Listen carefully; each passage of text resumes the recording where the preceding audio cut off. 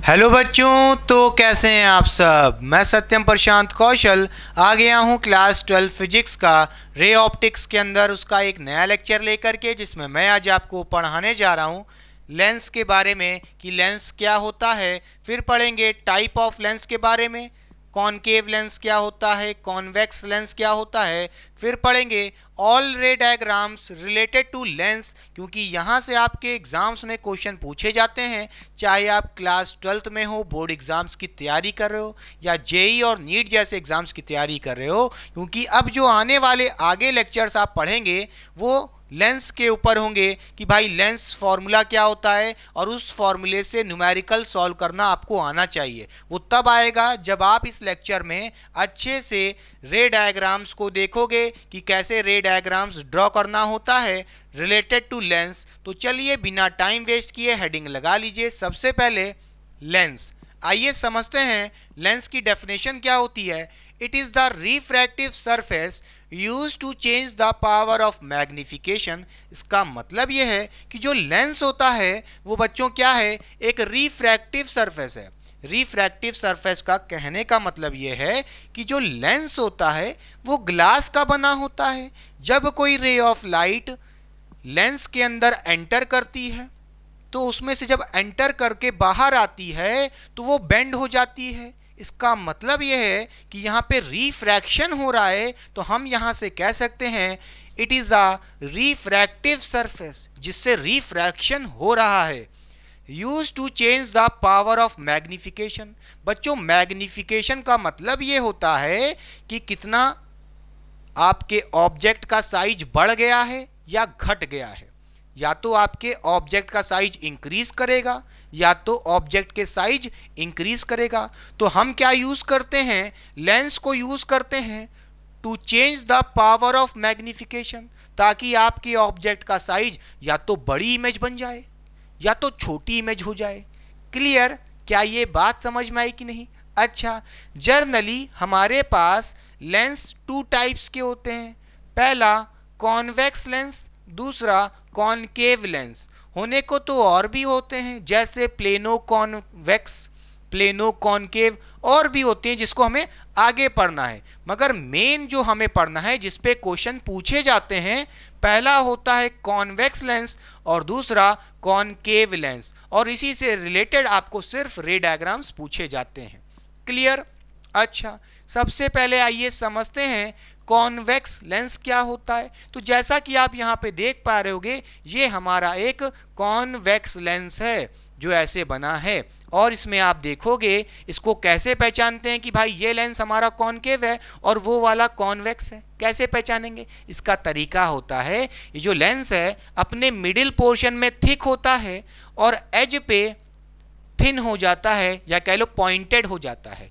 एक बात और नोट करने वाली है, इस कॉन्वेक्स लेंस के अंदर जो इसका रिफ्रैक्टिव सरफेस है जो कि कर्व है, इसका जो कर्व सरफेस है सेंटर से क्या है बच्चों, आउटवर्ड बल्ज है। अच्छा, अगर बात करें कॉनकेव लेंस के बारे में, ये कैसा दिखता है, कैसे पहचानेंगे? तो यहाँ पे आप देख रहे होगे ऐसा, ये जो आपको दिख रहा है ये हमारा कॉनकेव लेंस है। कैसे पहचानेंगे? इसका जो मिडिल पोर्शन होता है वो थिन होता है, थिनर होता है, और अगर आप एज पे पहुंचोगे तो एज पे इसकी थिकनेस इंक्रीज कर जाती है, थिकर हो जाता है। क्लियर? अच्छा, और एक बात और नोट करने वाली है, कॉनकेव लेंस के केस में इसका जो कर्व सरफेस होता है, या कह लो रिफ्रैक्टिव सरफेस होता है, वो इनवर्ड होता है थोड़ा सा। बोलिए, इसका कर्व सरफेस इनवर्ड होता है सेंटर से। अच्छा, कोई दिक्कत की बात नहीं है। अगर बात करें कि कॉन्वेक्स लेंस क्या काम करता है, तो बच्चों नोट करने वाली बात यह है, it is a converging lens, यानी कि ये रे ऑफ लाइट को कन्वर्ज कर देता है। अच्छा, कैसे करता है? अगर हम कोई रे ऑफ लाइट ऐसे एंटर कराते हैं तो आफ्टर रिफ्रैक्शन वो कन्वर्ज हो जाती है, पास पास आ जाती है। क्या ये बात समझ में आई कि नहीं? अच्छा, अब ये कैसे कन्वर्ज करता है कॉन्वेक्स लेंस, आइए ध्यान से देखते हैं। बच्चों ये हमारा कॉन्वेक्स लेंस है और इसका जो सेंटर दिख रहा है, जिसको हम यहाँ पे O से डिनोट कर रहे हैं, किससे बच्चों? O से डिनोट कर रहे हैं। ये क्या है? Optical centre. इसको क्या बोलते हैं? सेंटर ऑफ द लेंस, जिसको ऑप्टिकल सेंटर बोलते हैं। अच्छा, और यहाँ से एक रे पास कर रही है, या कह लो लाइन हमने ड्रॉ कर ली है, जिसको बोलते हैं प्रिंसिपल एक्सिस, जो कहाँ से पास कर रही है, इस O से, यानी कि ऑप्टिकल सेंटर। यहाँ पे आप कुछ और पॉइंट भी देख रहोगे, F1 F2, इसको बोलते हैं फोकस। F1 होता है फर्स्ट फोकस, F2 होता है सेकंड फोकस। ये आपने मिरर के केस में भी देखा था। अभी आप आगे समझेंगे फोकस क्या होता है, चिंता ना करिए। अच्छा, हमें पढ़ना है कि भाई ये कॉन्वेक्स लेंस कैसे रेज को कन्वर्ज करता है। तो उसके लिए हमने मान लिया है कि भाई जो हमारा ऑब्जेक्ट है, इस लेंस के लेफ्ट साइड कहाँ रखा है, बहुत दूर रखा है, इन्फिनिटी पे। कहाँ रखा है बच्चों, यहाँ पे कहीं ऑब्जेक्ट रखा है, और ऑब्जेक्ट कहाँ रखा है, इन्फिनिटी पे। अगर ऑब्जेक्ट इन्फिनिटी पे रखा है तो वहां से रे ऑफ लाइट कैसे आएंगी, पैरेलल होंगी एक दूसरे के। जब भी कोई ऑब्जेक्ट इन्फिनिटी पे होता है तो वहां से जब हमको इंसिडेंट रे लेना होता है तो पैरेलल लेते हैं। तो हम क्या कर रहे हैं, यहाँ पे पैरेलल इंसिडेंट रेज ले लिए हैं। ऑब्जेक्ट क्योंकि इन्फिनिटी पे था, लेफ्ट साइड रखा है। क्लियर। अच्छा, और आप यहाँ पे ये भी देख रहे होगे, अगर ये हमारी प्रिंसिपल एक्सिस है और इस प्रिंसिपल एक्सिस के अबाउट आपने जो इंसिडेंट रे ली हैं वो पैरेलल हैं। अच्छा, तो एक आप आगे जाके रूल पढ़ोगे, जब कोई ray of light parallel to principal axis होती हैं और कॉन्वेक्स मिरर से पास करने वाली होती हैं, तो आफ्टर रिफ्रैक्शन क्या हो जाएगा, वो रेस कन्वर्ज कर जाएंगी।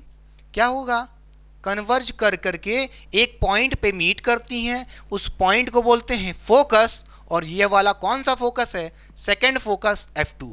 क्या ये बात समझ में आई कि नहीं। क्लियर। आपने देखा ये आपकी रेज ऑफ लाइट आ रही थी, कॉन्वेक्स लेंस बीच में पड़ा, उसने क्या किया है, कन्वर्ज कर दिया है। कन्वर्ज करके एक पॉइंट पे मीट करा दिया है, उस पॉइंट को बोलते हैं फोकस। अच्छा, कौन सा फोकस, सेकंड फोकस। कोई दिक्कत की बात नहीं है। अगर आपका ऑब्जेक्ट कहाँ रखा है, इस लेंस के लेफ्ट साइड लिया है, तो लेफ्ट से राइट आ रही हैं आपकी incident rays parallel to principal axis. उस केस में कन्वर्ज कराया है फोकस पे, तो मेन फोकस कौन होगा, F2 होगा। अगर ऑब्जेक्ट लेफ्ट साइड है तो मेन फोकस F2, यहीं पे कन्वर्जेंस हो रहा है। क्लियर। क्या ऑब्जेक्ट को राइट साइड नहीं रख सकते, हाँ भाई रख सकते हैं। मान लीजिए वो रे डायग्राम मैं दिखा नहीं रहा हूँ, आप बना सकते हो। आपका लेंस ये है, आपने ऑब्जेक्ट इन्फिनिटी पे रख लिया है इस लेंस के राइट साइड, तो कोई दिक्कत नहीं है। यहाँ से भी रेज पैरेलल आ रही होंगी, आफ्टर रिफ्रैक्शन क्या होंगी, कन्वर्ज कर जाएंगी फोकस पे। और कौन से फोकस पे, F1 वाले फोकस पे। तो भाई उस केस में अगर ऑब्जेक्ट राइट साइड है और वहाँ से रेज आ रही है पैरेलल, तो मीट कर जाएंगी F1 पे। तब मेन फोकस कौन होगा, F1 होगा। क्या ये बात समझ में आई कि नहीं। क्लियर। कोई दिक्कत नहीं है। अच्छा, अब आइए बात करते हैं कॉनकेव लेंस के बारे में। यहां पे भी आप देख रहे हो कि भाई ये हमारा कॉनकेव लेंस है, और इसका जो सेंटर है, ये इस कॉनकेव लेंस का जो सेंटर दिख रहा है, जिसको हम यहाँ पे O से डिनोट कर रहे हैं, ऑप्टिकल सेंटर। और इसी ऑप्टिकल सेंटर से आपकी एक लाइन पास कर रही है, जिसको हम बोलते हैं प्रिंसिपल एक्सिस। ठीक है। और आपने यहाँ पे भी अपने कॉनकेव लेंस के लेफ्ट साइड एक ऑब्जेक्ट रखा है, और ये ऑब्जेक्ट कहाँ है बच्चों, इन्फिनिटी पे है, बहुत दूर रखा है इससे। तो वहाँ से रेस कैसी आएंगी, पैरेलल आएंगी। अच्छा, पैरेलल आएंगी तो आप ये देखोगे कि आपकी जो प्रिंसिपल एक्सिस है उसके भी पैरेलल है ये इंसिडेंट रेस। और आपको पता है अगर कोई ray of light parallel to principal axis होती है और बीच में आपके पास कॉनकेव लेंस आ जाए, तो उस केस में क्या होगा, कॉनकेव लेंस क्या करता है, डाइवर्ज करता है। और ये आप देख सकते हो, it is a diverging lens. इसका मतलब ये है कि ये रे ऑफ लाइट ऐसे आ रही थी, ये इसको फैला देगा, डाइवर्ज करा देगा, और इस तरह डाइवर्ज कराएगा कि जो ये रिफ्रैक्टेड रेज बाहर जा रही हैं, डाइवर्ज होके जब आप इसको पीछे backward dotted dotted dotted dotted shift करोगे, बोलिए डॉटेड डॉटेड पीछे शिफ्ट करोगे, देखिए ये आगे जा रही थी, जब आप इसने इसको पीछे बैकवर्ड जबरदस्ती बैकवर्ड शिफ्ट किया है, तो उस केस में एक पॉइंट पे मीट कर रही हैं। वो पॉइंट क्या है? फोकस। कौन सा फोकस? F1 first focus. क्या ये बात समझ में आई कि नहीं? फिर से समझते हैं। आपने पैरेलल रेज ली थी, बोलिए, आपने incident ray parallel to principal axis ली, जिसके वजह से आपने देखा कि भाई चलिए पैरेलल लिए हैं मगर आफ्टर रिफ्रैक्शन डाइवर्ज होनी चाहिए, कॉनकेव है, और डाइवर्ज इस तरह होंगी जब रिफ्रैक्टेड रे को पीछे बैकवर्ड शिफ्ट करोगे। बैकवर्ड शिफ्ट करोगे तो एक जगह पे मीट करेंगी, वर्चुअली मीट कर रही हैं। आपने ज़बरदस्ती मीट कराया है, क्योंकि ये तो डाइवर्ज हो गई थी, आपने ज़बरदस्ती पीछे खींचा है, ज़बरदस्ती पीछे खींचा है, यानी कि वर्चुअली मीट कराया है।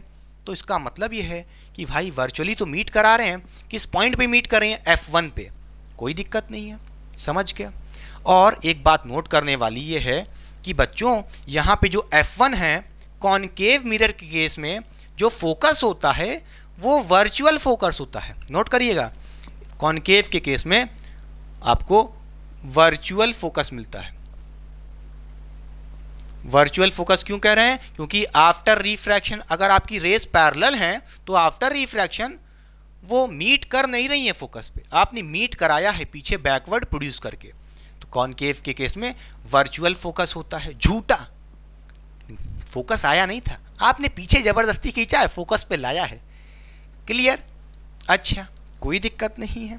इसी तरह मान लीजिए आपका कॉनकेव के केस में आपने लेफ्ट साइड ऑब्जेक्ट रखा, या राइट साइड भी मान लेते, मान लीजिए ऑब्जेक्ट राइट साइड है इन्फिनिटी पे, ऐसे रेज लेते और ये ऐसे डाइवर्ज करती और फिर उसको पीछे बैकवर्ड शिफ्ट करते तो जाके F2 पे मीट करती, तो F2 आपका मेन फोकस हो जाता। क्लियर? मगर बैकवर्ड शिफ्ट करते तभी जाके मीट करती, तभी उस केस में भी F2 भी आपका वर्चुअल फोकस होता। नहीं आया? फिर से देख लो। मान लीजिए आपका ऑब्जेक्ट इस लेंस के लेफ्ट साइड रखा नहीं, राइट साइड रखा है ऐसे, तो वहाँ से पैरेलल रेज ले ली आपने, ऐसे पैरेलल रेज ली, डाइवर्ज करेंगी तो उसको पीछे शिफ्ट करोगे, ठीक है, पीछे शिफ्ट करोगे तो F2 पे मीट करेंगी, तो मेन फोकस F2 हो जाएगा। अगर आपका ऑब्जेक्ट राइट साइड रखा होता इन्फिनिटी पे तो। क्लियर? अगर लेफ्ट साइड है तो मेन फोकस F1 है। क्लियर बच्चों? अच्छा, अगर बात करें भाई यहाँ पे तो वर्चुअल फोकस मिल रहा है कॉनकेव के केस में, तो कॉन्वेक्स में क्या मिलेगा? रियल फोकस मिलेगा। नोट करिएगा, बताते हैं क्या मिलेगा।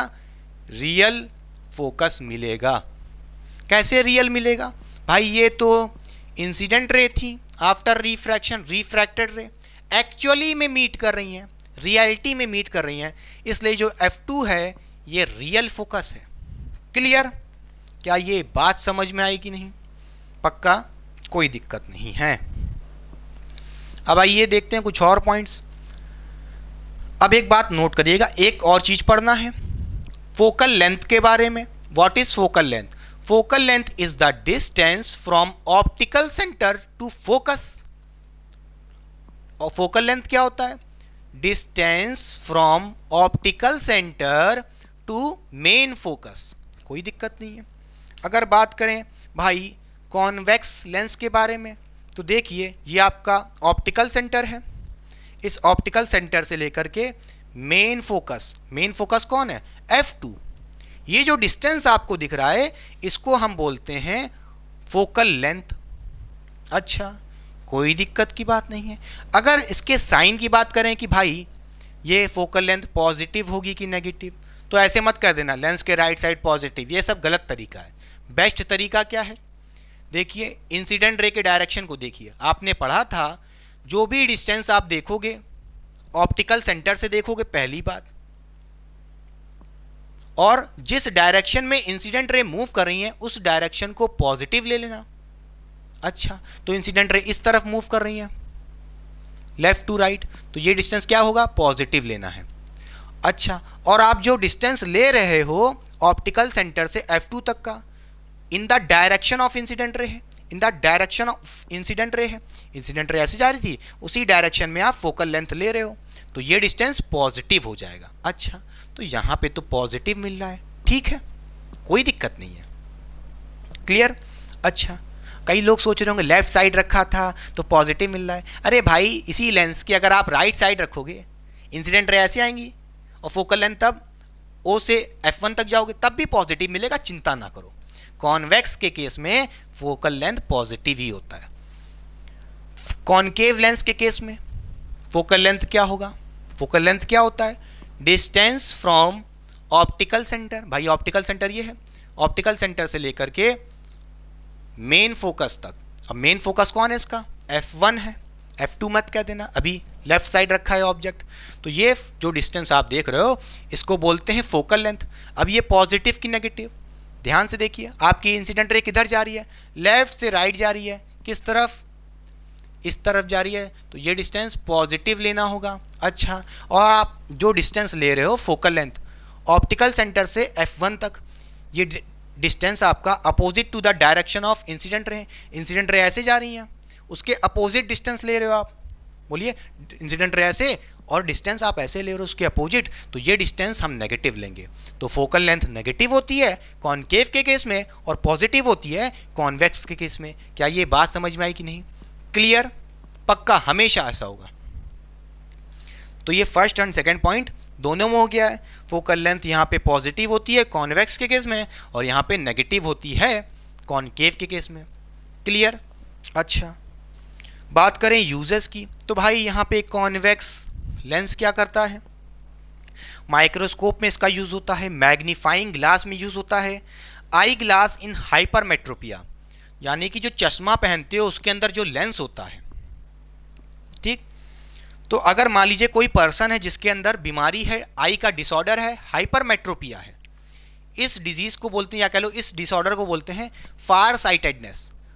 हाइपरमेट्रोपिया को फार साइटेडनेस भी बोलते हैं। इसका मतलब ये होता है, फार साइटेडनेस का मतलब है दूर का दिखता है, but near by object can not be seen clearly.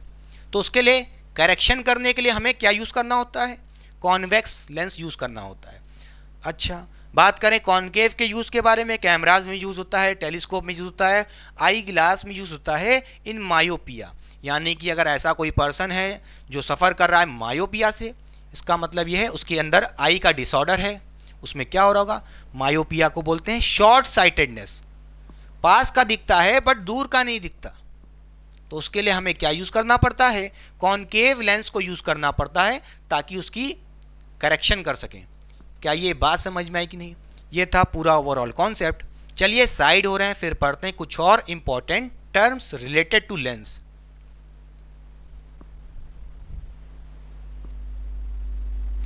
तो आइए बच्चों, चलिए पढ़ते हैं टर्म्स रिलेटेड टू लेंस क्या होते हैं। तो आइए बच्चों, चलिए पढ़ते हैं टर्म्स रिलेटेड टू लेंस। सबसे पहले आइए पढ़ते हैं सेंटर ऑफ कर्वेचर क्या होता है। It is the centre of the sphere of which lens form a part. इसका मतलब यह है कि जो सेंटर ऑफ कर्वेचर होता है, it is the centre of the sphere. इसका मतलब यह है कि स्फीयर का जो सेंटर होता है उसी को बोलते हैं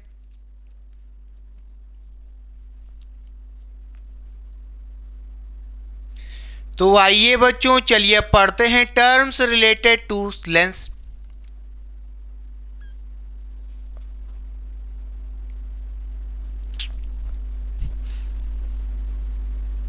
hello.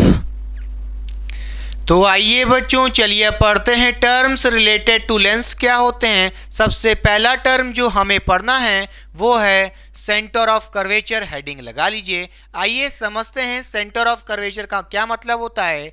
It is the centre of the sphere of which lens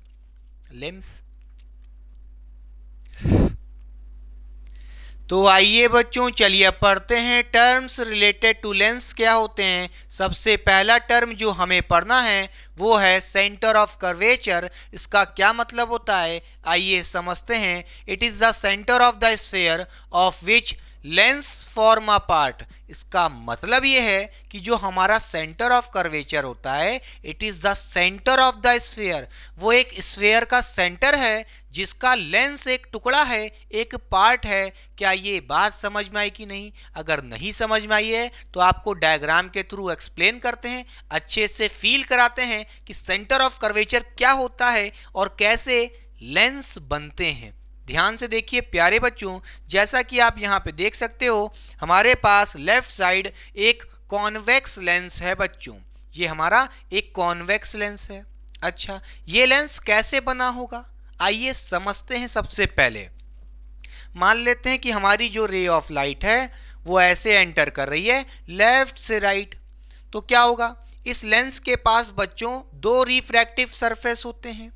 सबसे पहले जब रे ऑफ लाइट लेफ्ट से राइट मूव कर रही होगी तो इस वाले रिफ्रैक्टिव सरफेस के ऊपर स्ट्राइक करेगी, तो हम बोल सकते हैं कि भाई ये हमारा फर्स्ट रिफ्रैक्टिव सरफेस है बच्चों। अच्छा, और उसके बाद इस वाले सरफेस पे स्ट्राइक करेगी तो इसको हम बोल सकते हैं सेकंड रिफ्रैक्टिव सरफेस। क्या ये बात समझ में आई कि नहीं? अच्छा, कोई दिक्कत की बात नहीं है। अगर हम इस फर्स्ट रिफ्रैक्टिव सरफेस से एक सर्कल ड्रॉ कर देते हैं या कह लो एक स्फेयर बना देते हैं, क्या बना देते हैं, एक स्फेयर बना देते हैं, तो इसका कुछ ना कुछ सेंटर होगा। तो हम यहाँ से कह सकते हैं ये हमारे पास जो राइट वाला स्फेयर है इसके पास कुछ ना कुछ सेंटर होगा, क्योंकि भाई ये एक स्फेयर है, इसका कुछ ना कुछ सेंटर होगा। उसको हम बोल सकते हैं कि भाई इसका सेंटर क्या है, C1। हम C1 क्यों बोल रहे हैं? C1 क्या है? Centre of curvature. कौन सा? जो बना है इस फर्स्ट वाले रिफ्रैक्टिव सरफेस से। अच्छा, कोई दिक्कत नहीं है। इसी तरह अगर हम क्या करते हैं, इस सेकेंड रिफ्रैक्टिव सरफेस से डॉटेड डॉटेड डॉटेड डॉटेड क्या बना देते हैं, एक सर्कल बना देते हैं या एक स्फेयर बना देते हैं, तो भाई इसका भी कुछ ना कुछ सेंटर होगा। वो सेंटर कहाँ होगा? इस वाले सरफेस का सेंटर बच्चों ये होगा। इसको क्या बोलेंगे? हम इसको बोल सकते हैं C2। C2 क्यों बोल रहे हैं? क्योंकि भाई ये जो सर्कल बना है सेकेंड सरफेस से बना है, सेकेंड रिफ्रैक्टिव सरफेस से बना है। क्या ये बात समझ में आई कि नहीं? इसलिए C2 बोल दिए हैं। C1 C2 क्या है? सेंटर ऑफ कर्वेचर है, रिस्पेक्टिव सेंटर ऑफ कर्वेचर है, हाँ या ना? अच्छा, इसका मतलब ये फर्स्ट वाले सरफेस के लिए C1 सेंटर ऑफ कर्वेचर है, सेकेंड सरफेस के लिए C2 सेंटर ऑफ कर्वेचर है। क्या ये बात समझ में आई कि नहीं? इसका मतलब ये है, इसकी डेफिनेशन यही तो कह रही थी सेंटर ऑफ कर्वेचर की, it is the centre of the sphere. भाई C1 C2 है क्या? एक स्फीयर के सेंटर हैं, of which lens form a part, जिसका ये लेंस एक टुकड़ा है। क्या ये बात समझ में आई कि नहीं? ऐसे समझ सकते हो, दो स्फीयर थे जिसका सेंटर C1 C2 था, उसमें से एक हिस्सा ओवरलैप कर गया है, वही एक टुकड़ा जो लेंस है जिसके दो सेंटर ऑफ कर्वेचर हैं C1 C2। क्या ये बात समझ में आई कि नहीं? बोलिए, मजा आया कि नहीं? पक्का क्लियर हो गई बात? अच्छा, इसी तरह अगर हम आपसे कहें कि भाई कॉनकेव लेंस कैसे बनता है और इसका क्या सेंटर ऑफ कर्वेचर होगा, तो ध्यान से देखिए।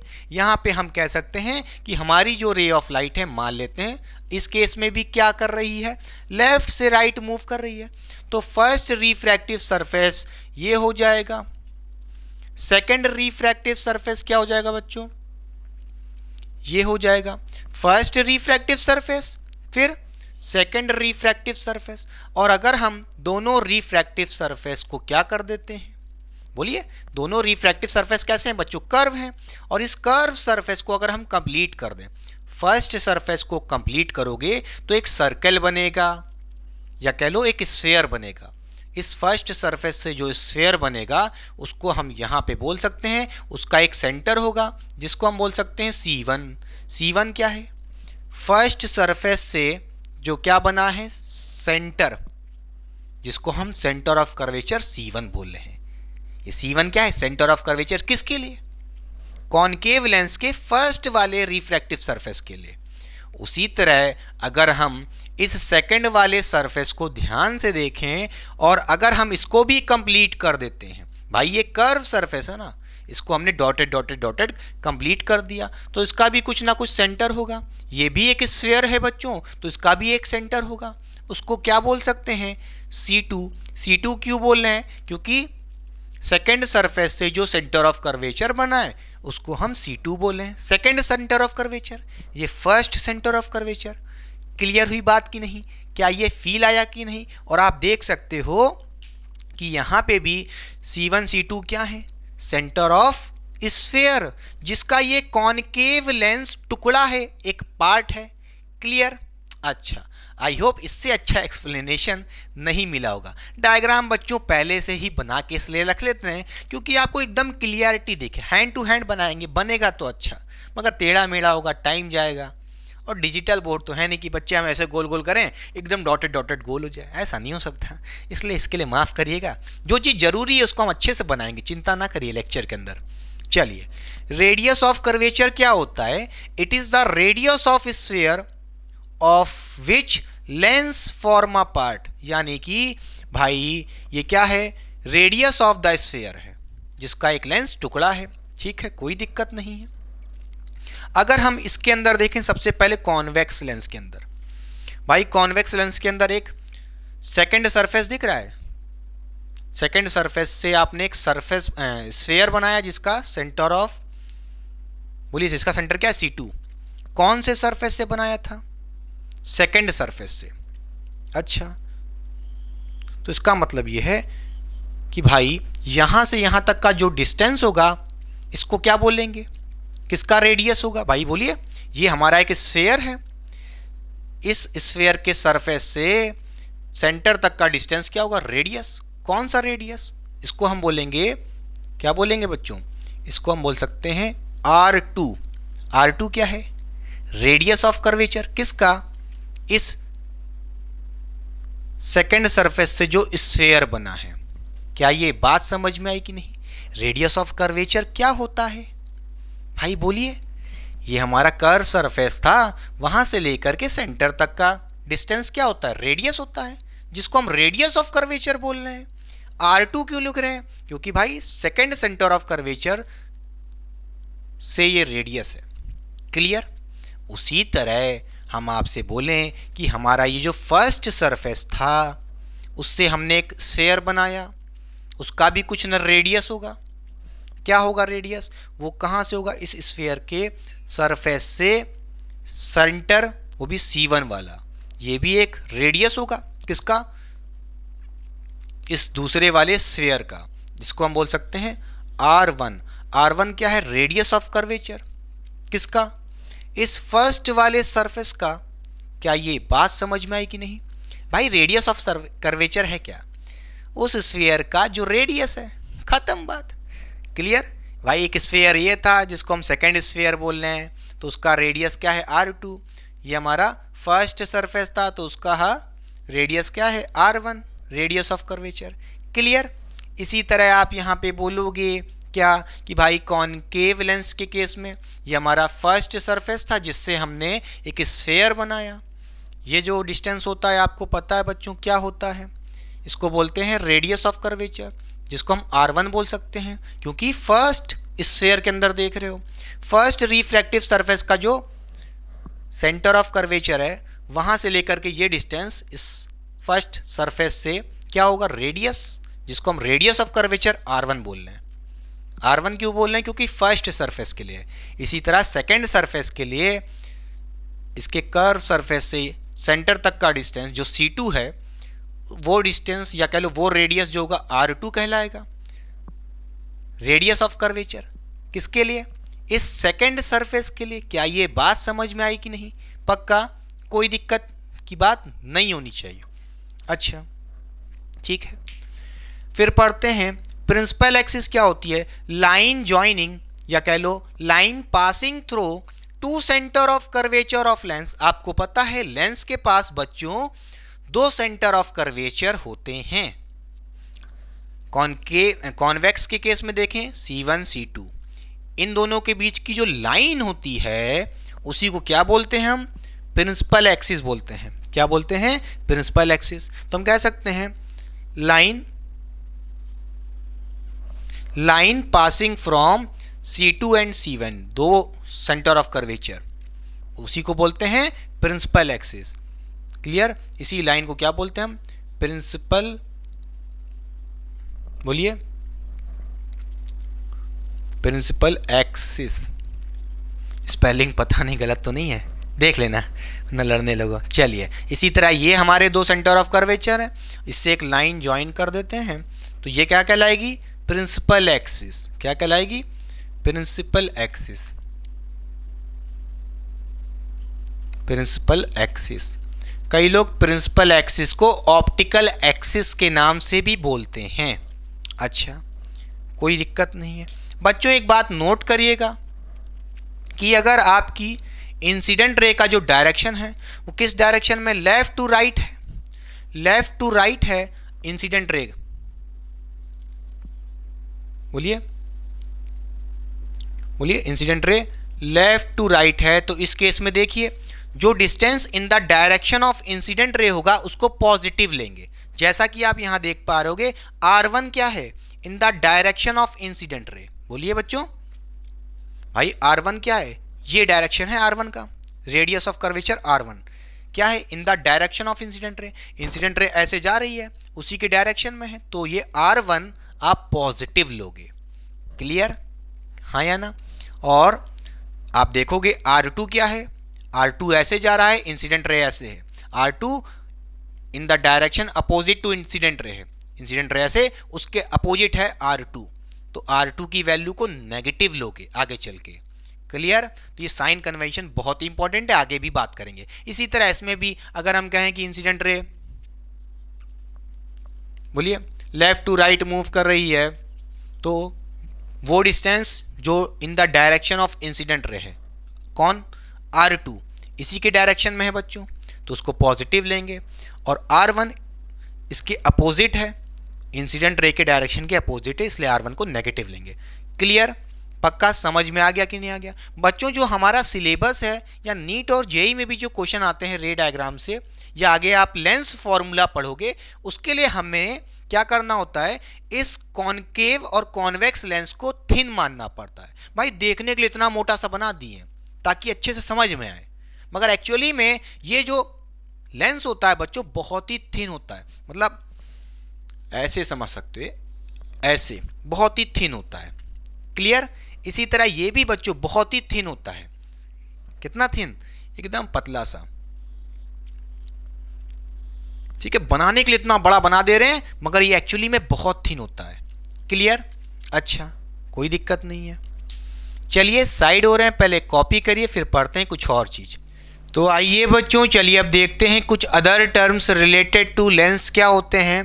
फोकल लेंथ की बात करें, जिसको हम स्मॉल f से रिप्रेजेंट करते हैं, it is the distance from optical centre of lens to focus. यानी कि जो डिस्टेंस होता है ऑप्टिकल सेंटर ऑफ लेंस से फोकस तक का, उसी को बोलते हैं फोकल लेंथ। अच्छा, जैसा कि आप यहाँ पे हमारे पास देख सकते हो, लेफ्ट साइड हमारे पास एक थिन कॉन्वेक्स लेंस है और राइट साइड हमारे पास एक थिन कॉनकेव लेंस है। नोट करने वाली बात यह है, जो डिस्टेंस होते हैं, चाहे ऑब्जेक्ट का डिस्टेंस हो, चाहे इमेज का डिस्टेंस हो, चाहे फोकल लेंथ वाला डिस्टेंस हो, चाहे रेडियस ऑफ कर्वेचर वाला डिस्टेंस हो, सारे के सारे डिस्टेंस कहाँ से लेते हैं? ऑप्टिकल सेंटर ऑफ लेंस से लेते हैं। अच्छा, ये हमारा थिन कॉन्वेक्स लेंस है। इसका जो सेंटर होगा बच्चों, इस कॉन्वेक्स लेंस का जो सेंटर है, जिसको हम स्मॉल o से रिप्रेजेंट कर रहे हैं, इसको बोलते हैं ऑप्टिकल सेंटर। अच्छा, इसी तरह ये हमारे पास कॉनकेव लेंस है, इसका जो सेंटर होगा उसको हम बोलते हैं O से रिप्रेजेंट करते हैं और इसको बोलते हैं ऑप्टिकल सेंटर। अच्छा, अगर हम बात करें फोकल लेंथ की, तो ये क्या होता है? Distance from optical centre of lens to focus. अच्छा, अगर मान लेते हैं ये हमारा कॉन्वेक्स लेंस है और आपकी रे ऑफ लाइट लेफ्ट साइड से राइट साइड जा रही है। मान लेते हैं आपका ऑब्जेक्ट कहाँ रखा है बच्चों? लेफ्ट साइड रखा है, तो रे ऑफ लाइट कहाँ से कहाँ जाएगी? लेफ्ट से राइट मूव करेगी। तो आपने देखा था कि कॉन्वेक्स लेंस के केस में अगर ऑब्जेक्ट लेफ्ट साइड रखा है तो मेन फोकस कौन होता है? F2 वाला, या कह लो राइट साइड वाला। क्लियर? अच्छा, कोई दिक्कत नहीं है। और आपका जो डिस्टेंस होता है ऑप्टिकल सेंटर ऑफ लेंस से फोकस तक का, कौन सा फोकस? मेन फोकस F2 तक का, उसी को बोलते हैं हम क्या? Focal length. क्या ये बात समझ में आई कि नहीं? इसी तरह अगर मान लीजिए आपका ऑब्जेक्ट राइट साइड रखा होता, तो राइट से लेफ्ट आती है आपकी रे इस डायरेक्शन में, तो आपका मेन फोकस F1 होता, तो उस केस में फोकल लेंथ क्या हो जाता? ऑप्टिकल सेंटर से लेकर के F1 तक का डिस्टेंस फोकल लेंथ कहलाता। क्लियर?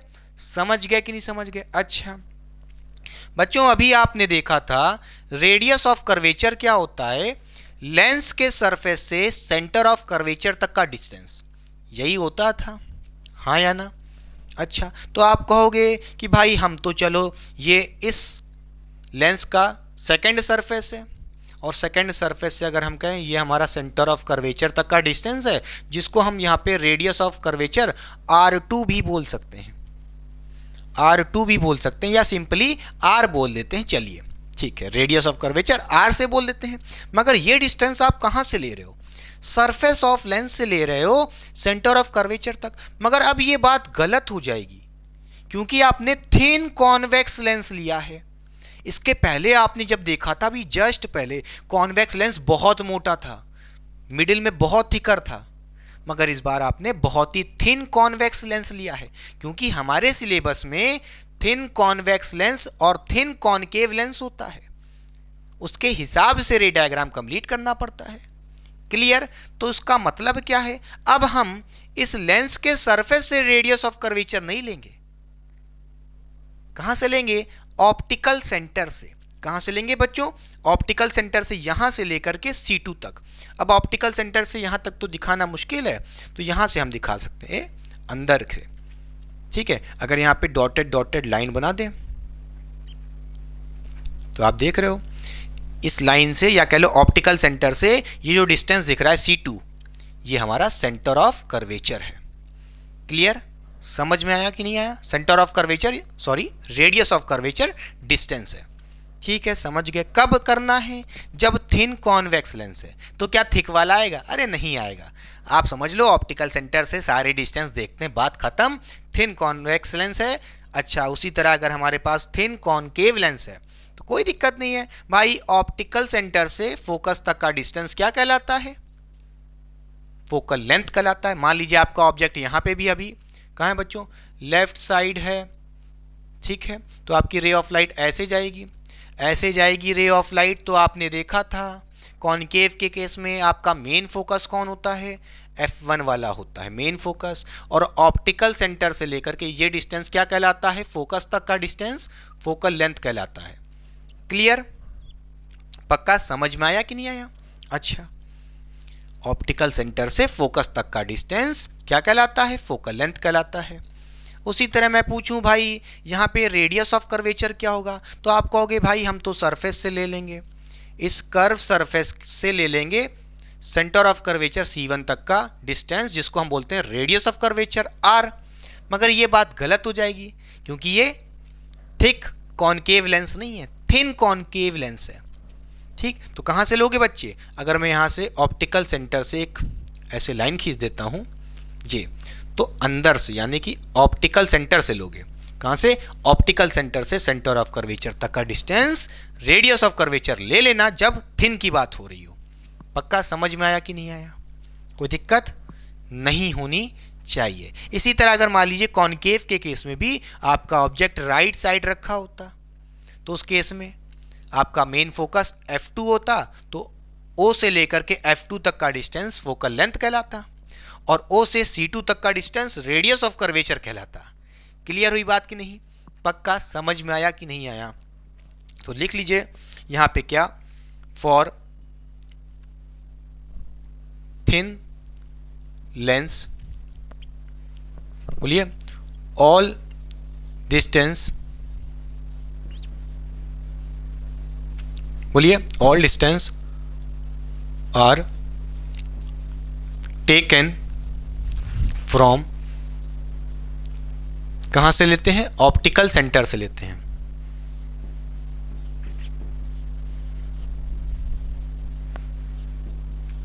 और ऑप्टिकल सेंटर क्या है? लेंस का सेंटर, लेंस का सेंटर। क्लियर? ये बहुत ही इंपॉर्टेंट पॉइंट है, नोट करके डाल लीजिए। तो जब भी आप रे डायग्राम बनाएंगे या आपको कोई वैल्यू रखनी है रेडियस ऑफ कर्वेचर की, फोकल लेंथ की, कहाँ से लेना है वो डिस्टेंस? ऑप्टिकल सेंटर से लेना है। क्लियर? ऑप्टिकल सेंटर से अगर आप फोकस तक का डिस्टेंस देख रहे हो उसको बोलते हैं फोकल लेंथ, और ऑप्टिकल सेंटर से सेंटर ऑफ कर्वेचर तक देख रहे हो तो रेडियस ऑफ कर्वेचर। इसी तरह इसमें भी बच्चों, कॉनकेव में भी। अच्छा, और आप आगे चल के रिलेशन भी देखोगे, या यहीं देख लेते हैं। रेडियस ऑफ कर्वेचर और फोकल लेंथ के बीच में क्या रिलेशन होता है। यहाँ पे बच्चों एक रिलेशन होता है जिसमें आप कहोगे जो रेडियस ऑफ कर्वेचर होता है वो 2f फोकल लेंथ का डबल होता है। क्या ये कह सकते हो कि जो फोकल लेंथ होता है वो क्या होता है, रेडियस ऑफ कर्वेचर का हाफ होता है। इसका मतलब ये है कि भाई यहाँ पे जो r डिस्टेंस देख रहे हो, O से C2 तक का डिस्टेंस किसका होगा, हाफ होगा फोकल लेंथ के बराबर। नहीं आया? अरे भाई जो ये फोकल लेंथ देख रहे हो ये f डिस्टेंस r का आधा है। इसका मतलब ये है O और C2 के जो बीच में F2 है ये मिड पॉइंट होता है। फोकस ऑप्टिकल सेंटर और सेंटर ऑफ कर्वेचर का मिड पॉइंट होता है। ये बात नोट कर लेना, नोट करके लिख लीजिए। इसमें भी देख लो O और सेंटर ऑफ कर्वेचर C1 का मिड पॉइंट कौन है, F1 फोकस। क्लियर? इसी तरह आप यहां पे भी यही सेम चीज कहोगे भाई। ये रिलेशन सिर्फ कॉनकेव कॉन्वेक्स के लिए नहीं है, R इक्वल्स टू 2f। ये आप कॉनकेव के लिए भी कह सकते हो। क्या कि भाई जो रेडियस ऑफ कर्वेचर होता है वो डबल होता है फोकल लेंथ के, या फोकल लेंथ कह सकते हो half of radius of curvature होता है, half of radius of curvature होता है। ठीक है, यहां पे भी आप देख सकते हो कि भाई C1 और O का मिड पॉइंट क्या होगा, F1। इसका मतलब ये है यानी कि ये जो डिस्टेंस होगा F1O डिस्टेंस किसके इक्वल होगा, C1F1। इसी तरह OF2 किसके इक्वल होगा, F2C2। इसी तरह यहां पे भी देखिए OF1 किसके इक्वल होगा डिस्टेंस, C1F1। इसी तरह OF2 किसके इक्वल होगा, F2C2 डिस्टेंस के। क्योंकि आपको पता है भैया चाहे इधर वाला फोकस हो वो मिड पॉइंट ही होगा, चाहे इधर वाला हो वो भी मिड पॉइंट होगा। क्लियर? क्या ये बात समझ में आई कि नहीं? पक्का?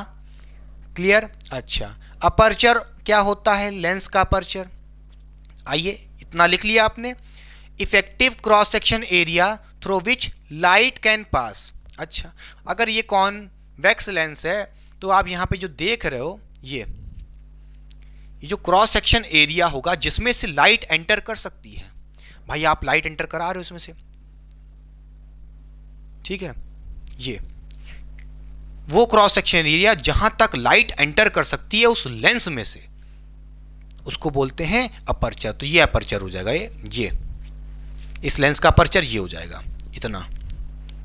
ठीक है, इसको लाइन को आप बोल सकते हो अपर्चर। क्या बोल सकते हो, अपर्चर। ठीक है, या डायामीटर ऑफ अपर्चर बोल सकते हो, इस लेंस का डायामीटर, या वो डिस्टेंस या वो डायामीटर जिसके अंदर लाइट एंटर कर सकती है। इसी तरह इसमें भी आप देख सकते हो कि अपर्चर ये होगा, ये आपका अपर्चर है जिसमें से लाइट एंटर कर सकती है। वो क्रॉस सेक्शन एरिया जिसमें लाइट एंटर कर सकती है, जिसमें लाइट एंटर कर सकती है। क्लियर? पक्का समझ गए। ऑप्टिकल सेंटर क्या होता है, it is the centre of the lens, बता चुके हैं, साइड हो रहे हैं, फिर पढ़ते हैं कुछ और चीजें।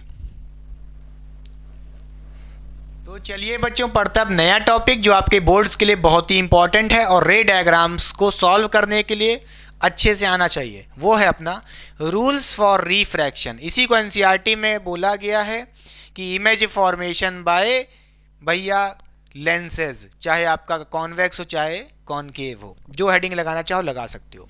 तो देखिए बेटा, यहाँ पे हमारे पास कुछ रूल्स हमें पढ़ने होंगे। सबसे पहला रूल क्या होता है, किसी भी रे डायग्राम को करने के लिए या कह लो इमेज फॉर्मेशन करने के लिए बेटा, सबसे पहला रूल होता है, चाहे कॉन्वेक्स लेंस हो चाहे कॉनकेव। तो सबसे पहले देखते हैं कॉन्वेक्स लेंस के लिए क्या होता है, a ray parallel to principal axis after refraction it passes from focus. अगर कोई रे पैरेलल टू प्रिंसिपल एक्सिस है तो आफ्टर रिफ्रैक्शन वो कहां से पास करेगी, फोकस से पास करेगी। किस केस में, अगर कॉन्वेक्स लेंस है। ये तो आपने पहले भी देखा था बेटा, देखिए ये हमारी प्रिंसिपल एक्सिस है, ये लाइन बेटा, उसी के हम क्या लेते हैं, एक पैरेलल लाइन ड्रॉ कर लेते हैं। ये हमारी इंसिडेंट रे है, एरो दिखा दिया है। आफ्टर रिफ्रैक्शन क्या होगी, कहाँ से पास करेगी, फोकस से पास करेगी। अब किस फोकस से, इस वाले की इस वाले, क्योंकि आपको पता है कॉन्वेक्स लेंस है, कॉन्वेक्स के लिए बताया था राइट साइड वाला मेन होता है और ये यहीं से पास करेगी। क्लियर हुई बात की नहीं, समझ गए। अगर कोई रे पैरेलल है प्रिंसिपल एक्सिस की, जो कि आपने ली है पैरेलल, तो कहाँ से पास करेगी, फोकस से, खत्म बात। इसी तरह कॉनकेव लेंस है तो क्या होगा, a ray parallel to principal axis, after refraction it appears, ऐसा लगता है, अपीयर होता है, टू डाइवर्ज फ्रॉम फोकस, वो फोकस से डाइवर्ज हो रही है। कैसे, आइए देखते हैं।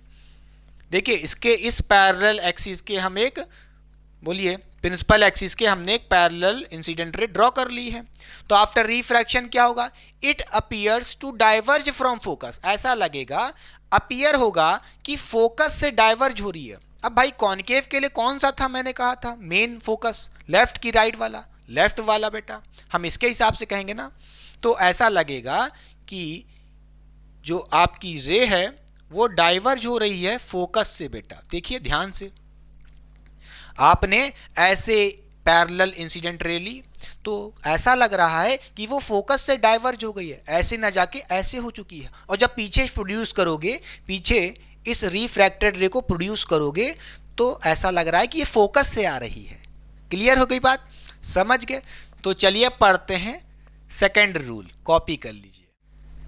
तो चलिए बच्चों पढ़ते हैं कुछ और रूल। तो ध्यान से देखिए, रूल नंबर सेकंड क्या होता है, अगर हमारे पास कॉन्वेक्स लेंस है और कॉनकेव लेंस है तो क्या होगा। आइए रूल पढ़ते हैं। इससे पहले हमने देखा था अगर हमारी इंसिडेंट रे पैरेलल है प्रिंसिपल एक्सिस के तो फोकस से पास करती थी। अब इसका उल्टा कर दो, क्या, कॉन्वेक्स के लिए देखिए, अ रे पासिंग थ्रू फोकस, अगर रे इस बार फोकस से पास कर रही है तो आफ्टर रिफ्रैक्शन क्या होगा, it become parallel to principal axis, वो पैरेलल हो जाएगी प्रिंसिपल एक्सिस के। इसके पहले देखा था प्रिंसिपल एक्सिस के पैरेलल थी तो फोकस से पास की। इसका उल्टा कर दो, रट क्यों रहे हो, इसी का उल्टा कर दो कि अगर रे पास कर रही है फोकस से तो आफ्टर रिफ्रैक्शन वो पैरेलल हो जाएगी प्रिंसिपल एक्सिस के। तो चलिए देखते हैं, ये हमारा कॉन्वेक्स लेंस है बेटा, तो हमने अपनी रे को क्या किया, ऐसे पास कर दिया है, बोलिए फोकस से बेटा, इंसिडेंट करा दिया। तो क्या होगा, आफ्टर रिफ्रैक्शन ये पैरेलल हो जाएगी प्रिंसिपल एक्सिस के। ध्यान से देखिए, ये आपकी प्रिंसिपल एक्सिस वाली लाइन उसी के पैरेलल हो चुकी है, खत्म बात, कोई दिक्कत नहीं। अब आइए पढ़ते हैं कॉनकेव लेंस के लिए क्या होगा, अ रे अपीयरिंग टू पास, रे अपीयर कर रही है, ऐसा लग रहा है कि वो पास कर रही है फ्रॉम फोकस, तो क्या होगा, after refraction it become parallel to principal axis. क्या, प्रिंसिपल नहीं भैया, प्रिंसिपल स्कूल वाले नहीं, आपके एक्सिस वाले देखिए, तो ऐसा अपीयर हो रहा है कि फोकस से पास कर रही है, सच में नहीं पास कर रही, ऐसा अपीयर हो रहा है। क्यों कह रहे हैं, आइए देखते हैं। ध्यान से देखिए, ये हमारा फोकस है,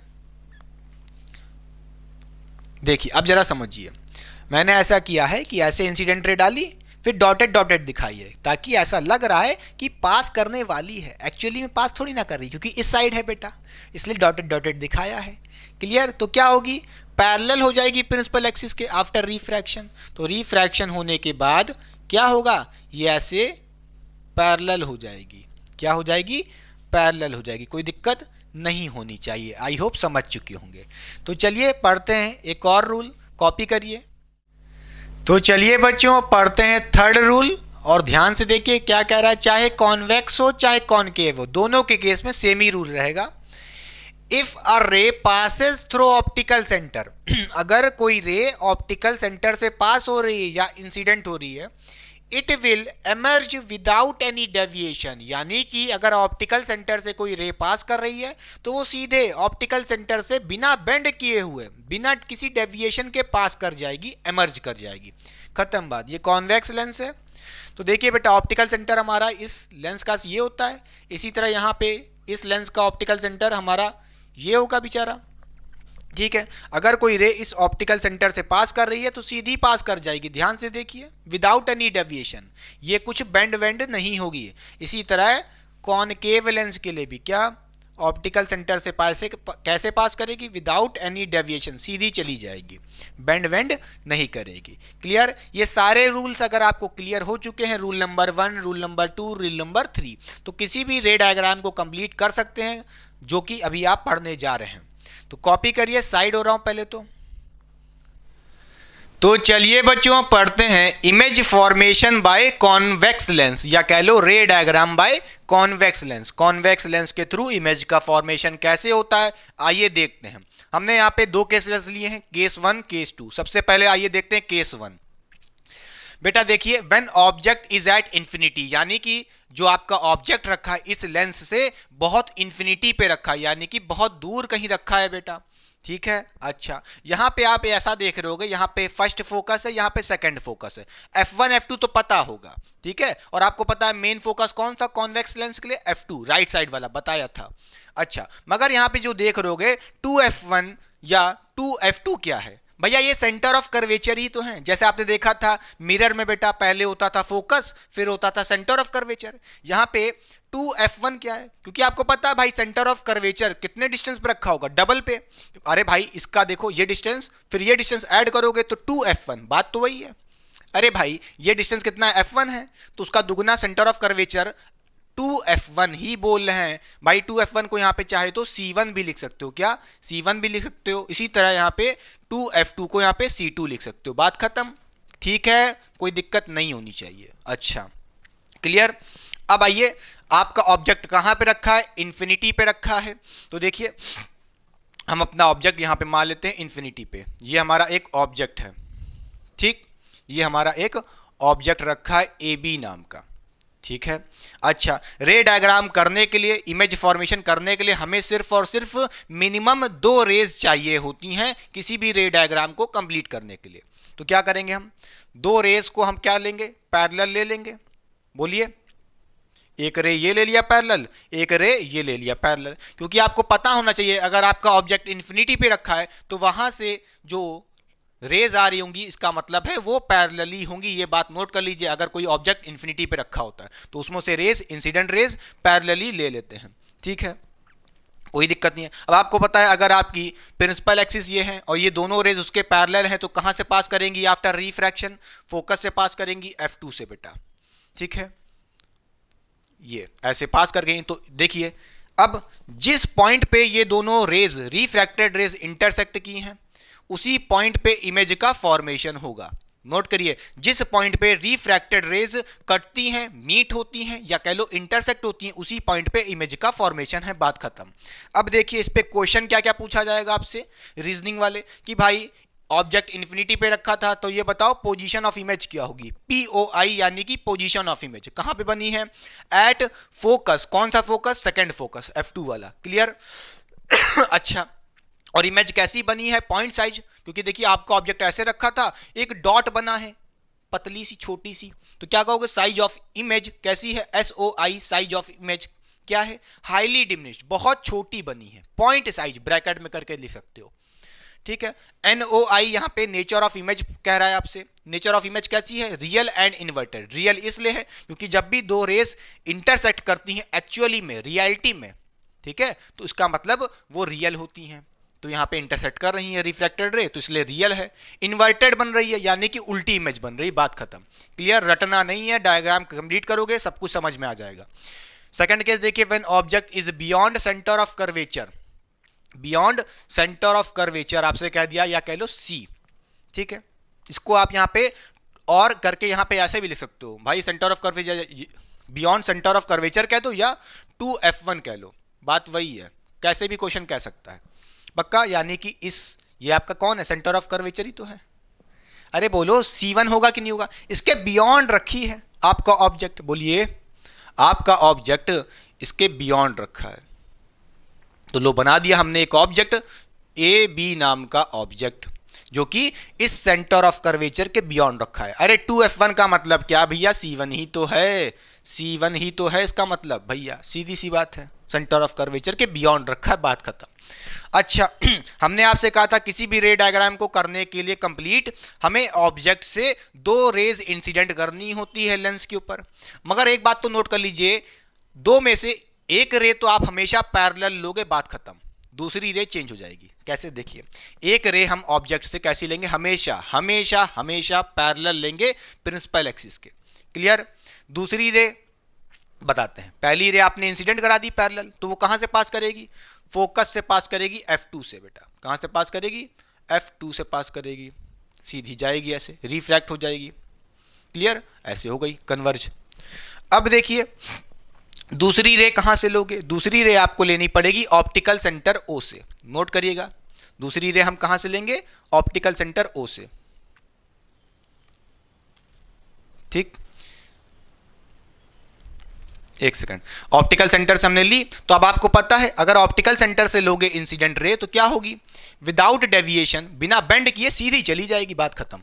ठीक, अच्छा थोड़ा सा सही से कर लेते हैं इसे।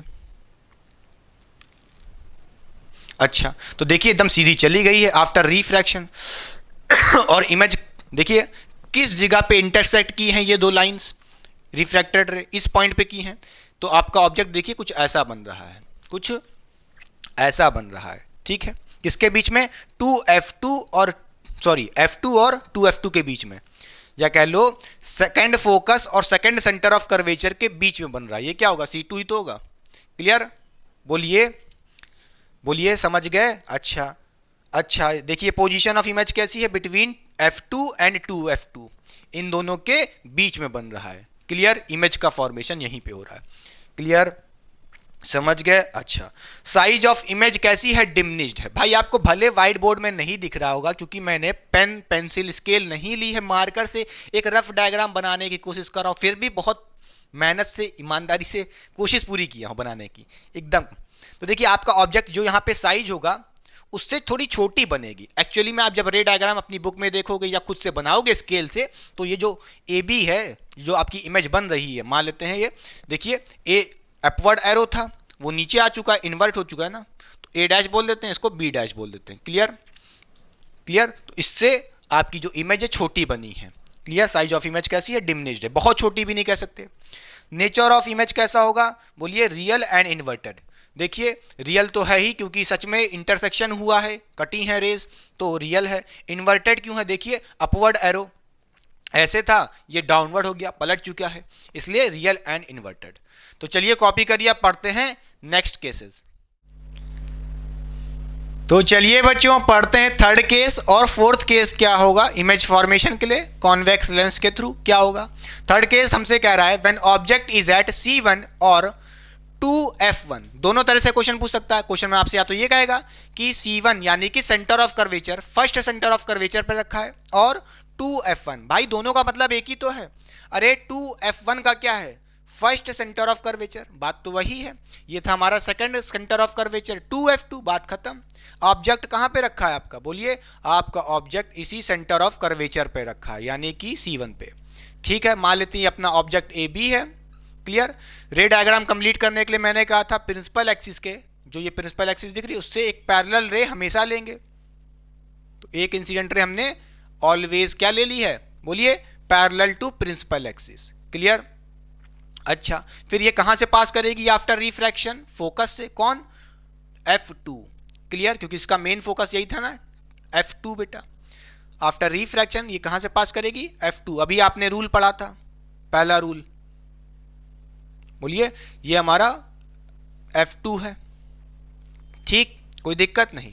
फिर दूसरी रे हम कहां से लेंगे? इसके टॉप हेड से ही लेंगे, मगर कहां से पास करेंगे? ऑप्टिकल सेंटर से। क्लियर? ऑप्टिकल सेंटर से पास करेंगे। ये हमारा हो गया ऑप्टिकल सेंटर। और आपने देखा था अगर कोई रे ऑप्टिकल सेंटर से पास होती है तो आफ्टर रिफ्रैक्शन विदाउट बेंडिंग सीधे चली जाती है। क्लियर? तो विदाउट बेंडिंग क्या होगा? ये पास कर गई एकदम सीधे बेटा। और पास करने के बाद आप देख पा रहे होगे भले ही लाइन मेरी थोड़ी टेढ़ी हो गई है, कोई दिक्कत की बात नहीं है। फिर से बनाते हैं थोड़ा सा। ठीक, ऐसे जा रही है कुछ। तो ये दोनों हमारी रिफ्रैक्टेड रे हैं, और जिस पॉइंट पे ये दोनों रिफ्रैक्टेड रेस कटी हैं वो पॉइंट आपको दिख रहा होगा, ये पॉइंट है। जिस पॉइंट पे रिफ्रैक्टेड रे कटती है, इंटरसेक्ट करती है, उसी पॉइंट पे क्या बनता है? उसी पॉइंट पे क्या बनता है? इमेज बनती है। तो आपकी इमेज यहीं पे तो बन रही है बेटा। क्लियर? समझ गए? देखिए ए ऊपर था, ए नीचे आ चुका है हेड अपना, तो इसको बोल देते हैं ए डैश और बी डैश इसको। क्लियर? ये हमारा इमेज बनी है, ये हमारा ऑब्जेक्ट था। अब ध्यान से देखिए, जहां पे ऑब्जेक्ट को रखे थे, कहां पे रखे थे? सेंटर ऑफ कर्वेचर पे रखे थे। देखिए नेक्स्ट वाले सेंटर ऑफ कर्वेचर पे ही इमेज बन गई है। ध्यान से देखिए, पोजीशन ऑफ इमेज कहां बनी है? पोजीशन ऑफ इमेज कहां पे? At 2f2, second centre of curvature, C2 कह सकते हो या 2f2, बात तो वही है, हाँ या ना? क्लियर? यानी कि लेंस की जितनी दूरी पे यहां रखे थे उतनी ही दूरी पे यहीं बनी है इमेज। क्लियर? और साइज भी देखिए, ऑब्जेक्ट का जितना यहां पे है उतना ही लगभग यहीं पे होगा, सेम। अगर आप रे डायग्राम को पेंसिल, शार्प पेंसिल से बनाते हो, स्केल की हेल्प से बनाओगे तो एकदम exactly same size of object बनेगा। इमेज का साइज ऑफ इमेज कैसा होगा? सेम साइज ऑफ ऑब्जेक्ट, जितना ऑब्जेक्ट का साइज है उतना ही इमेज का साइज होगा। सारी बातें नोट करिए, पेंसिल स्केल से एग्जाम से बनाइएगा तभी मार्क्स मिलेगा। फिर भाई दोनों रेस कटी हैं तो इंटरसेक्ट की हैं, तो कैसी इमेज बनेगी? रियल बनेगी, सच में बनेगी। और इन्वर्टेड तो है ही, ऐसे था, ये इमेज पलट चुकी है, बात खत्म। क्लियर? अब आइए देखते हैं case 4, when object is placed between C1 and F। ये भी कह सकता था कि सेंटर ऑफ कर्वेचर और फोकस के बीच में रखी है। देखो इन दोनों के कहीं बीच में रखी है, कोई दिक्कत? अरे C1 क्या है यहाँ पे? यही तो हमारा C1 है भैया, यही तो हमारा C1 है। तो इन दोनों के कहीं बीच में रखी है आपकी ऑब्जेक्ट। मान लेते हैं ये आपका ऑब्जेक्ट है ए बी बेटा, ठीक है, समझ गए? कैसे रे डायग्राम करेंगे? एक रे हमेशा की तरह पैरेलल लेंगे प्रिंसिपल एक्सिस के, ले ली। आफ्टर रिफ्रैक्शन कहाँ से पास करेगा बोलिए? ये बेटा ये F1 नहीं होगा, ये F2 होगा। क्या होगा?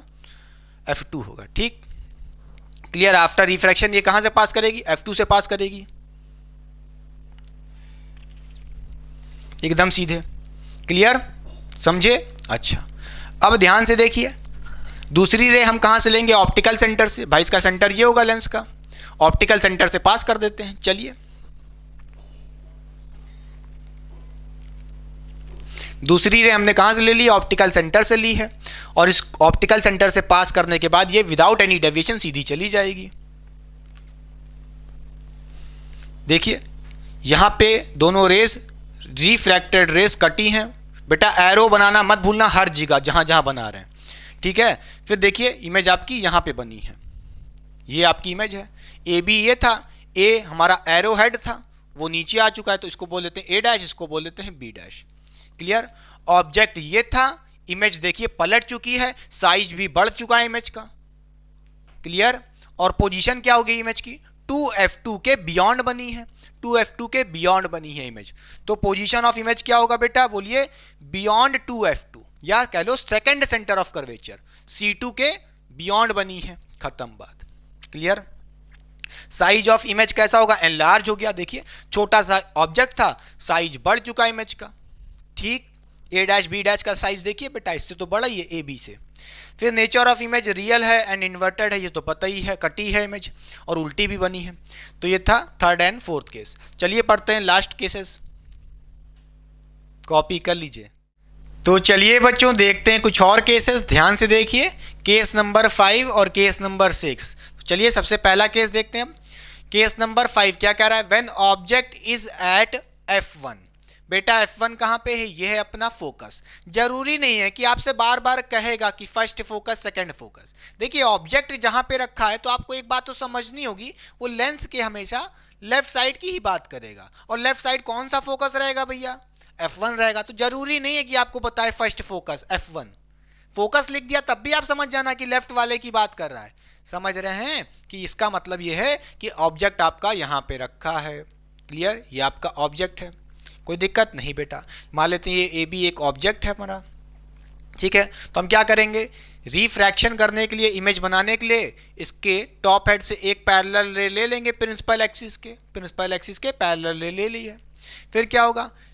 ये पैरेलल रे कहाँ से पास करेगी? सेकंड फोकस से पास करेगी, F2 से बेटा, ऐसे सीधे चली गई है, ठीक है, एकदम सीधी लगभग चली गई है, रिफ्रैक्ट हो गई, ठीक है। इसी तरह हम क्या करेंगे? दूसरी रे लेंगे, वो कहाँ से पास ऑप्टिकल सेंटर से। कहाँ से पास करेंगे? ऑप्टिकल सेंटर से, ठीक है। अगर ऑप्टिकल सेंटर से पास होगी तो आफ्टर रिफ्रैक्शन वो सीधी चली जाएगी विदाउट एनी डेविएशन। ध्यान से देखिए, और जैसा कि आप देख पा रहे हैं दोनों रिफ्रैक्टेड रे एक दूसरे के पैरेलल हैं। क्या है बोलिए, ये दोनों रेस क्या है, एक दूसरे के पैरेलल हैं बेटा। ठीक है, पैरेलल होंगे तो इसका मतलब क्या है, ध्यान से देखिए। एक्चुअली में ये कुछ पैरेलल होंगे बेटा, दिख नहीं रहा है भले क्योंकि मैंने विदाउट स्केल के बनाया है। एकदम सीधी जा रही, देखिए दोनों सीधी जा रही हैं बेटा, पैरेलल रे। देखिए बेटा, जब भी पैरेलल रे होती हैं तो वो इंटरसेक्ट नहीं करती, ये बात कहना गलत है। देखिए ऐसे जाती रहेंगी। कभी एक ऐसा सर्कमस्टेंस आएगा कि धीरे धीरे पास आती जाएंगी, पास आते आते काट देंगी एक दूसरे को। मगर इनका जो इंटरसेक्शन पॉइंट होगा बहुत दूर पे जाके कहीं कटेंगी, तो इमेज बहुत इन्फिनिटी पे बनेगी। क्लियर हुई बात की नहीं? ये पैरेलल लाइंस बहुत इन्फिनिटी पे जाके इंटरसेक्ट करेंगी तो इन्फिनिटी पे इमेज बनेगी। तो पोजीशन ऑफ इमेज कैसी होगी, इन्फिनिटी होगी बेटा। क्या होगी पोजीशन ऑफ इमेज, इन्फिनिटी होगी। ठीक है, साइज ऑफ इमेज कैसा होगा, हाईली एनलार्ज। खुद देखिए ऑब्जेक्ट इतना सा है भाई, ये जाके कहीं यहाँ कटेगी बेटा, बहुत दूर पे, बहुत दूर, दिख नहीं सकता वो। ठीक है, तो साइज कैसा होगा ऑब्जेक्ट का, बहुत बड़ा साइज होता, समझ गए, हाईली एनलार्ज। फिर नेचर ऑफ इमेज कैसा होगा, नेचर ऑफ इमेज यानी कि रियल होगी और इन्वर्टेड होगी। देखिए पैरेलल रे हैं तो इन्फिनिटी पे कटेगी, मगर सच में कटेगी तो कहीं रियलिटी में, तो इसके लिए कैसी इमेज है बेटा, रियल है। और इन्वर्टेड तो होना ही है क्योंकि ये ऐसे रखी है, क्योंकि जब कटेगी आगे जाके कहीं तो ऐसे इन्वर्ट हो जाएगी, खत्म बात। सिक्स्थ केस देखिए, when object is placed between F1 and optical centre O बेटा। O को यहाँ पे ऑप्टिकल सेंटर बोल रहे हैं, लेंस का सेंटर वाला पॉइंट O बेटा। आपका ऑब्जेक्ट कहाँ पे रखा है, F1 और ऑप्टिकल सेंटर O के कहीं बीच में रखा है। कहीं मान लेते हैं ये रखा है आपका एक ऑब्जेक्ट। ठीक, बोलिए ये हमारा ऑब्जेक्ट AB। क्लियर? जरूरी नहीं है कि आपसे ये कहेगा F1 और O के बीच में रखा है, ऐसे भी कह सकता था फोकस और ऑप्टिकल सेंटर के बीच में रखा है। तो ये समझ जाना कि कौन सा फोकस की बात करेगा, लेफ्ट साइड वाले फोकस और ऑप्टिकल सेंटर के बीच में कह रहा है। समझ गए कि नहीं समझ गए? क्लियर? अच्छा, ऑब्जेक्ट हमेशा लेफ्ट साइड रखते हैं ज़्यादातर। ठीक है, अच्छा अब देखिए रे कंप्लीट करने के लिए हमें क्या करना पड़ेगा, एक रे इंसिडेंट करनी पड़ेगी पैरेलल। ठीक है, बोलिए ये कहाँ से पास करेगी, फोकस से पास करेगी, बोलिए सेकंड फोकस से, ऐसे। ठीक, दूसरी रे हमें कहाँ से लेनी पड़ेगी, बोलिए कहाँ से पास करें, उसके लिए हमें क्या करना पड़ेगा, उसको हमें ऑप्टिकल सेंटर से पास करना पड़ेगा।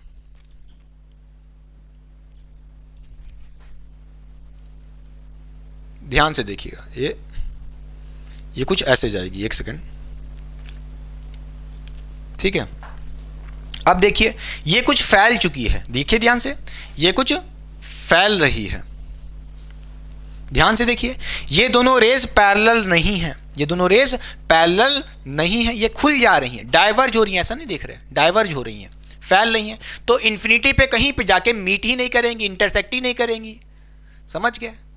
तो इमेज नहीं बनेगी, मगर बनानी पड़ेगी जबरदस्ती। कैसे? ध्यान से देखिए, इसको हमें पीछे की तरफ बैकवर्ड शिफ्ट करना पड़ेगा। बैकवर्ड शिफ्ट करेंगे जब इसको, देखिए इसको जब स्केल से बैकवर्ड, इसी को रीट्रेस करते हुए बैकवर्ड शिफ्ट कीजिए इन दोनों रेस को। देखिए कहीं जब पीछे की तरफ बैकवर्ड शिफ्ट किए तो यहां पे जाके कटेंगी, एक दूसरे को काटेंगी। जहां पे काटेंगी वहीं पे आपका इमेज बनेगी, वहीं पे आपकी इमेज बनेगी। ऑब्जेक्ट ये था AB, इमेज ये बन रही है बेटा। क्या बन रही है? A' B'। ठीक है, कहां बन रही है? सेंटर ऑफ कर्वेचर C1 कह लो या 2F1 के बियॉन्ड बन रही है। ठीक है, पोजीशन ऑफ इमेज क्या है? Beyond 2F1। और साइज देखिए बेटा, इतना छोटा सा था, एनलार्ज हो चुकी है size. Clear? Nature of image कैसा होगा? Virtual and erect. सीधी सी बात है। वर्चुअल क्यों बोल रहे हैं? क्योंकि यहाँ पे सच में रिफ्रैक्टेड रे जिसको इंटरसेक्ट करना चाहिए था आगे जाके, वो तो करेगी नहीं। हमने इंटरसेक्शन जबरदस्ती कराया है, रेस को पीछे प्रोड्यूस किया है बैकवर्ड जबरदस्ती, इसी तरह इसको भी पीछे बैकवर्ड प्रोड्यूस किया है, फिर जाके वो इंटरसेक्ट की हैं। इतना सब कुछ करने के बाद ये तो वर्चुअल इमेज की कंडीशन है बेटा। क्लियर हुई बात की नहीं? अच्छा, समझ के जब भी बैकवर्ड शिफ्ट कराने के बाद इंटरसेक्शन होता है तो समझ जाना कि क्या हुआ है, वर्चुअल इमेज। क्लियर? अच्छा, इरेक्ट हो गई, इरेक्ट यानी कि अपराइट, सीधी इमेज बनी है। क्यों? ऑब्जेक्ट ए बी ऐसे रखा था, बस देखिए इसी का साइज बड़ा हो गया, ए बी ऐसे।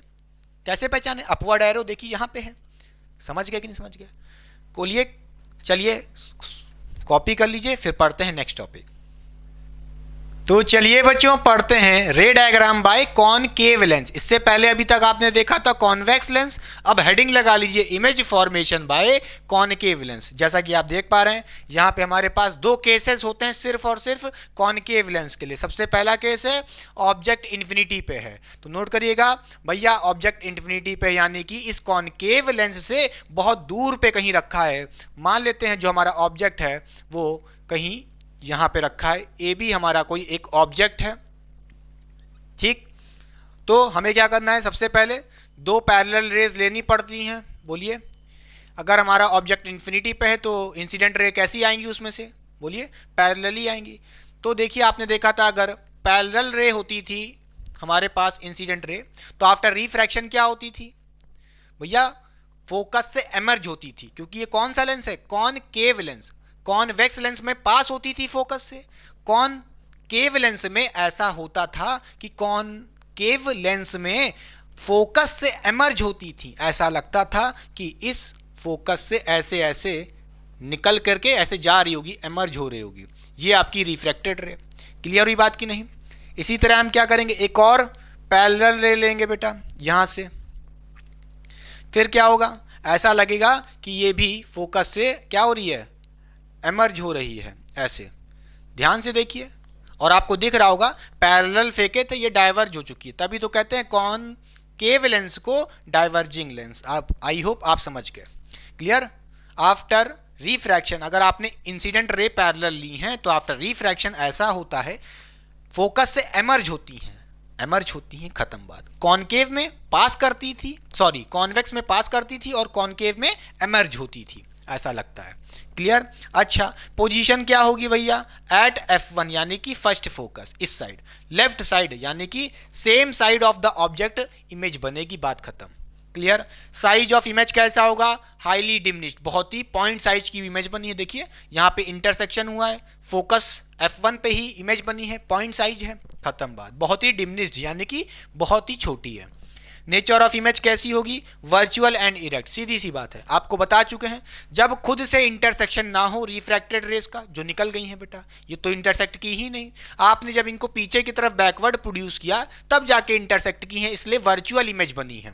क्लियर? तो वर्चुअल इमेज होगी, इरेक्ट होगी, सीधी सी बात है, सीधी इमेज बनेगी। नोट कर लीजिए, चाहे हमारे पास कॉनकेव लेंस में कोई भी केस हो, चाहे फर्स्ट केस चाहे सेकंड केस, दो ही केस होते हैं, दोनों केसेस में हमेशा नेचर ऑफ इमेज कैसा रहेगा? वर्चुअल एंड इरेक्ट, चाहे ये वाला हो चाहे ये वाला। अभी देखते हैं।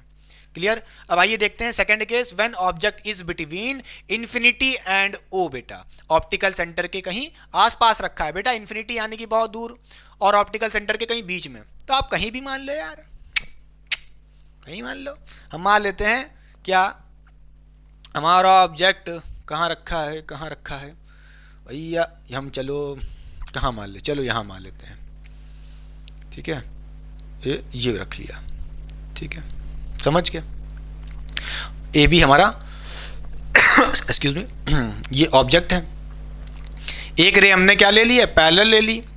तो ऐसा होगा कि फोकस से ऐसा लगेगा, आफ्टर रिफ्रैक्शन क्या हो रही है? बोलिए, रिफ्रैक्शन के बाद क्या होगा? ऐसा लग रहा है फोकस से एमर्ज हो रही है, खत्म बात। दूसरी रे कैसे लेंगे?